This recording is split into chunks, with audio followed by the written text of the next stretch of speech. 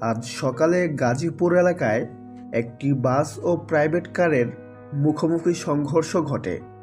Private কারটিতে ছিলেন জনপ্রিয় অভিনেতা শিবা শানু, যিনি এ ঘটনায় আহত হয়েছেন।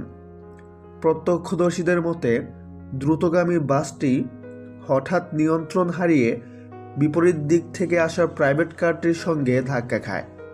সংঘর্ষের ফলে গাড়িটি রাস্তার পাশে ছিটকে পড়ে এবং এর সামনের অংশ দুমড়ে মুচড়ে যায়। দুর্ঘটনার পর শিবা শানুকে দ্রুত স্থানীয় হাসপাতালে নেওয়া হয়।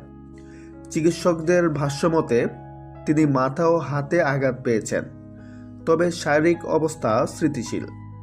তাকে পর্যবেক্ষণে রাখা হয়েছে, তবে গুরুতর সংখ্যার কিছু নেই।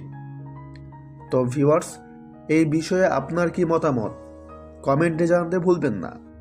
দেখা হচ্ছে পরে কোনো ভিডিওতে। সবাই ভালো থাকবেন। ধন্যবাদ।